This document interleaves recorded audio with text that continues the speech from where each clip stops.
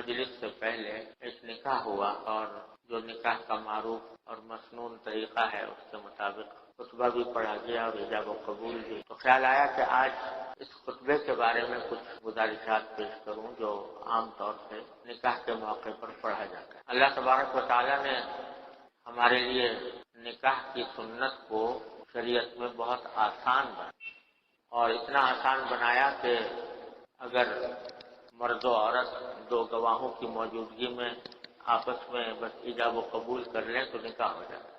نکاح کے صحیح ہونے کے لیے اس کے سوا کوئی اور شرط نہیں ہے کہ دو میاں بیوی آپس میں آمنے سامنے بیٹھ کے بھی اگر ایجاب و قبول کر لیں. کوئی قاضی کی ضرورت نہیں نکاح کے صحیح ہونے کے لیے، پڑھانے والے کی ضرورت نہیں، کسی اور چیز کی بھی ضرورت نہیں. یہ آسان اس لیے بنایا تاکہ لوگ جو ہیں وہ اس جائز طریقے سے اپنی زندگی گزار سکیں اور ناجائز اور حرام کاموں میں مبتلا نہ ہوں. لیکن یہ ہم نے خود اپنے اوپر بہت سی پابندیاں لاد رکھی ہیں جس کی وجہ سے نکاح ایک مشکل ہو گیا ہے، ورنہ شریعت نے تو اس کو بہت آسان بنایا. البتہ سنت یہ ہے کہ نکاح مسجد میں ہو اور یہ خطبہ جو پڑھا گیا یہ بھی حضور نبی کریم سرور دو عالم صلی اللہ علیہ وسلم کی سنت ہے کہ نکاح کے ایجاب و قبول سے پہلے یہ خطبہ پڑھا جائے. وہ بھی کوئی لازمی شرط نہیں ہے جس کے بغیر نکاح درستی نہ ہوتا ہو، نکاح اس کے بغیر بھی ہو سکتا ہے، لیکن سنت ہے کہ یہ خطبہ پڑھا جائے. اور اس خطبے میں 3 آیتیں پڑھی جاتی ہیں اور یہ تینوں آیتیں نبی کریم سرور دو عالم صلی اللہ علیہ وسلم سے منقول ہیں. ان 3 آیتوں پر ذرا غور کرنے کی ضرورت ہے کہ نکاح جیسے موقع پر ان 3 آیتوں کا انتخاب کیوں کیا گیا. ویسے تو اگر دیکھا جائے تو ان تینوں آیتوں میں نکاح کا کوئی ذکر نہیں ہے. قرآن کریم میں بہت سی آیتیں ہیں جن میں نکاح کا ذکر بھی ہے، نکاح کے احکام بھی بیان کیے گئے ہیں، لیکن ان آیتوں کے بجائے یہ 3 آیتیں منتخب فرمائی گئی ہیں جو نکاح کے موقع پر خطبے میں پڑھی ہیں. 3 آیتیں کیا ہیں؟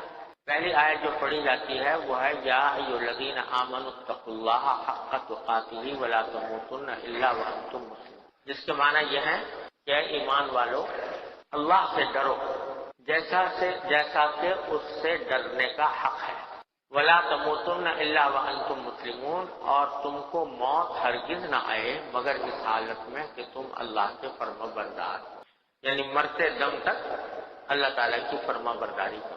یہ تو ایک آیت ہے جس کا ترجمہ ہے. اب دیکھو آپ اس میں کہیں نکاح کا کوئی حوالہ نہیں ہے، لیکن حکم یہ دیا گیا ہے کہ تقوی اختیار کرو اور اللہ سے ڈرو جیسا کہ اللہ سے ڈرنے کا حق ہے، اور مرتے دم تک اس تقوی کو برقرار رکھو یہاں تک کہ تمہیں موت نہ آئے، جب تک کہ مگر اس حالت میں کہ تم فرما بردار.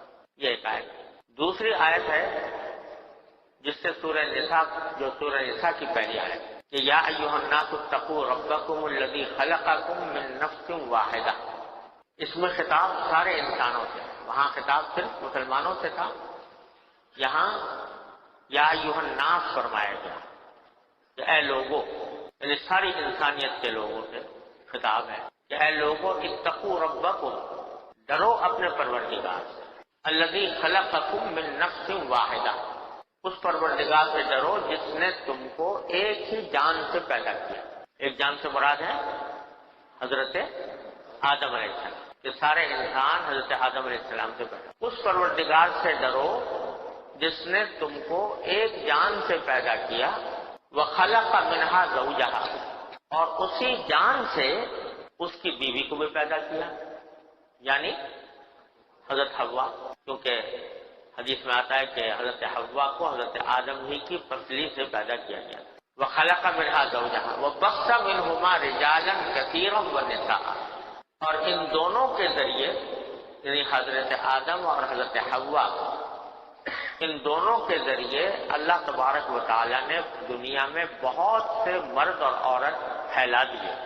ساری دنیا آباد ہو گئی ان 2 مرد و عورت اور ان 2 میاں بیوی کے ذریعے. ساری دنیا آباد ہو گئی، بہت سے مرد بہت سی عورتیں اللہ تعالیٰ نے دنیا بھر میں پھیلا دی. پھر فرمایا واتقوا اللہ الذی تساءلون بہ، ڈرو اس اللہ سے جس کا واسطہ دے کر تم ایک دوسرے سے اپنے حقوق کے مطالبے کرتے ہو.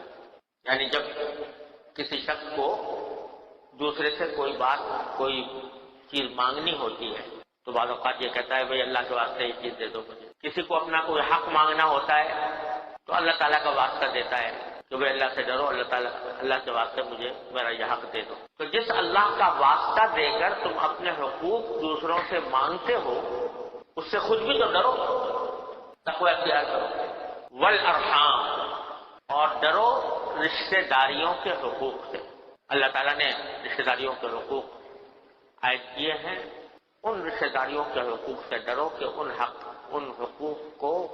ان حقوق میں حق تلفی نہ ہو کسی کی، کیونکہ حق تلفی ہوگی تو اس کا مواخذہ ہوگا، گرفت ہوگی، اس کی سزا آخرت میں ملے گی. ان اللہ کان علیکم رقیبا، یاد رکھو کہ اللہ تعالیٰ تم پر نگہبان ہے، یعنی تمہاری ہر نقل و حرکت اس کی نگاہ میں ہے اور وہ اس کو دیکھ رہا ہے، اس کی نگرانی فرما رہا ہے. ان اللہ کان علیکم، یہ دوسری آیت ہے جو نکاح کے موقع پر پڑھی جاتی. تیسری آیت یا ایھا الذین آمنوا قولوا قولا سدیدا، یا ایمان والو سیدھی سچی بات کہا کرو، پیش پیش والی، چکر دینے والی، لوگوں کو شبے میں ڈالنے والی بات نہیں، بلکہ سیدھی اور صاف بات کہا کرو.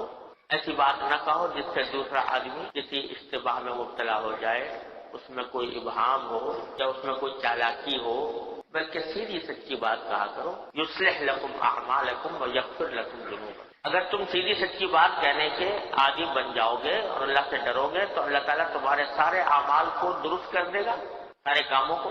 ویغفر لکم ذنوبکم، اور تمہارے گناہوں کو معاف فرما دے. ومن یطع اللہ ورسولہ فقد فاز فوزا عظیما، اور جو اللہ اور کے رسول کی اطاعت کرے گا تو اس کو بڑی زبردست کامیابی حاصل، یعنی دنیا میں بھی آخرت میں. یہ تیسری آیت ہے، اس میں بھی بظاہر نکاح کا کوئی حوالہ نہیں. دوسری آیت میں تھوڑا سا ذکر آدم و حوا علیہ السلام کا آیا ہے اور رشتہ داریوں کا آیا ہے، لیکن تینوں آیتوں میں براہ راست نکاح کا کوئی ذکر نہیں. تو میں نے اپنے والد ماجد حضرت مولانا مفتی محمد شفیع صاحب قدس اللہ تعالیٰ عنہ سے یہ بات سنی. انہوں نے فرمایا کہ اگر غور کرو تو تینوں آیتوں میں جو قدر مشترک ہے، یعنی جو تینوں آیتوں میں جو بات پائی جا رہی ہے وہ ہے تقویٰ کا حکم. پہلی آیت بھی اتقوا اللہ، دوسری آیت اتقوا ربکم، تیسری آیت اتقوا اللہ. تینوں آیتوں میں جو چیز مشترک ہے وہ حکم ہے تقویٰ کا، کہ تقویٰ کیا ہے.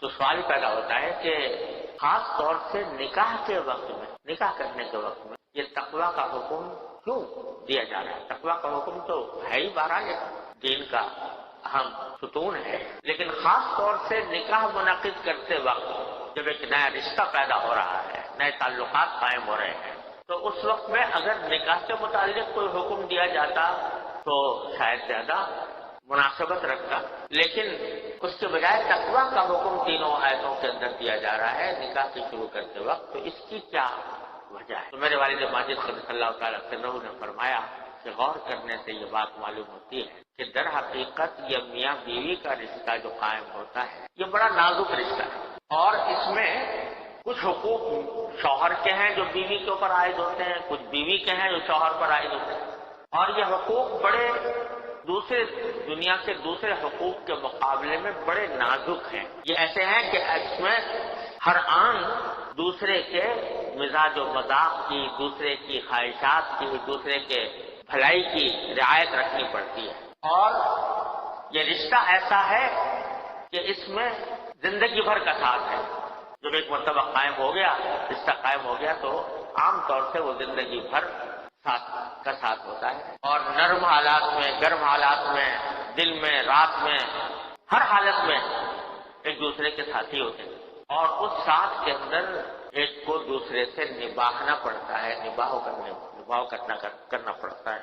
اور تعلقات بھی ایسے قریبی ہیں کہ دنیا میں اس سے زیادہ قریبی تعلق میاں بیوی کے علاوہ کا جیسا ہے وہ کسی اور کا نہیں. بہت سے حقوق میاں بیوی کے درمیان ایسے ہیں جو صرف انہی دو کے درمیان دونوں کا باہمی راز ہوتا ہے، کسی تیسرے کو اس کو خبر ملی. اور نہ تیسرے سے اس کا ذکر کیا جاتا ہے، ایسے تعلقات ہوتے ہیں۔ تو اس میں در حقیقت ایک دوسرے کے حقوق کو ٹھیک ٹھیک ادا کرنا یہ اس وقت تک ممکن نہیں ہے جب تک دل میں اللہ تبارک و تعالیٰ کا خوف نہ ہو، تقویٰ نہ ہو۔ دل میں اگر تقویٰ ہوگا، خدا کا خوف ہوگا، تب تو میاں بیوی ایک دوسرے کے حقوق ٹھیک ٹھیک ادا کر سکیں گے۔ لیکن اگر اللہ نہ کرے دل تقویٰ سے خالی ہو، اللہ تبارک و تعالیٰ کا ڈر موجود نہ ہو، تو پھر حقوق ٹھیک ٹھیک ادا ہو ہی نہیں سکتے، کیونکہ بہت سی تکلیفیں ایسی ہیں کہ جن کی یہ دونوں اگر ان کو تکلیف پہنچ رہی ہے تو یہ کہیں داد فریاد بھی نہیں کر سکتے۔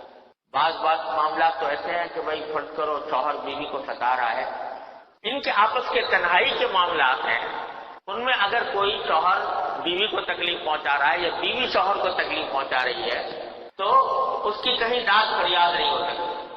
اگر کوئی چیز ہے جو ان دونوں کو ٹھیک ٹھیک ایک دوسرے کے حقوق ادا کرنے پر آمادہ کر سکتی ہے تو وہ صرف خدا کا خوف، کہ تنہائی میں بھی جب یہ آپس میں بالکل تنہا ہو، کوئی دوسرا دیکھ نہ رہا ہو، ان کے باہمی تعلقات ایسے قائم ہو رہے ہوں جو خلوت چاہتے ہیں، تو اس موقع پر رعایت کرنا ایک دوسرے کی یہ خدا کے خوف کے بغیر ممکن ہے۔ جب تک اللہ تعالیٰ کا خوف نہ ہو کہ ان کے مثلا شوہر کے دل میں یہ خوف ہو کہ اللہ تعالیٰ نے اس ہستی کو میرے ساتھ وابستہ کر دیا ہے اور میرے لیے اس نے کتنی بڑی قربانی دی ہے کہ اپنے باپ کو چھوڑا، اپنی ماں کو چھوڑا، اپنے بہن بھائی کو چھوڑا، اپنے خاندان کو چھوڑا میری خاطر، تو اب میرا فریضہ ہے کہ میں اس کی دلداری کروں، اور دلداری اس لیے کروں تاکہ اللہ تبارک و تعالی خوش